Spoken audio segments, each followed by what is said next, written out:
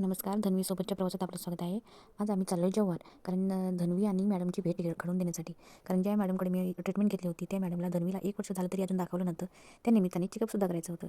आम्ही निघालो पटकन स्कूटीवर. म्हटलं बसमध्ये जाईल, पण ती रडत नव्हती. तो झोपी गेली मांडीवरच. मग चला म्हटलं आता ऊन पण नाही आहे, स्कूटीवर जाऊया. तिथे हॉस्पिटलला गेल्यानंतर बघा, हे जव्हारचं हॉस्पिटल आहे, सिद्धिविनायक हॉस्पिटल. इथे महाली मॅडम राहतात. परंतु मी महाली मॅडमकडे ट्रीटमेंट घेतलेली आहे. आणि हे हॉस्पिटल आहे जव्हारचं जे बस स्टँड आहे ना, बस स्टँडच्या जवळच हॉस्पिटल आहे. तिथे खरोखर लगेच फरक पडतो कारण मी स्वतः अनुभव घेतलेला आहे. त्या स्त्रीतज्ञ आहेत.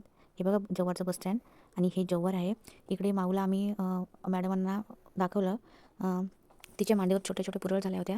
त्या पण दाखवल्या आणि तिच्या वजनाचं पण कमी वजन होतं आणि मला बसून कंटाळा आला होता. गर्दी पण होती. त्यानंतर आम्ही मग माऊचं ट्रीटमेंट म्हणजे चेकअप झाल्यानंतर टॉनिक वगैरे घेतलं आणि नंतर आम्ही पुरी भाजी खाल्ली. पुरी भाजी खाताना काय शूट केलं नाही, कारण माऊ अजिबात खाऊ देतच नव्हती मला. आणि त्यानंतर मग बस स्टँडला बसून नाशिक बसमध्ये बसले, कारण रिटर्न जाताना स्कूटीवर तर जाऊच शकत नव्हते, कारण ही अजिबात ऐकत नव्हती. ऊनही होतं. स्कूटीवरून पोशिरायला उतरलो. ते आम्हाला घ्यायला आधीच पोहोचले होते आणि त्यानंतर पटकन घरी आलो. घरी कोणी नव्हतं आणि पहिला थकवा आल्यानंतर चहा घेतला आणि ती रडत चालू होती. नाचायला लागली होती. त्यानंतर तिला वरून मिळाल्यानंतर मी पटकन तिला एक वाटी वरण दिलं. म्हटलं जेवायला टाईम आहे. नंतर मग थोड्या वेळात सगळे आले.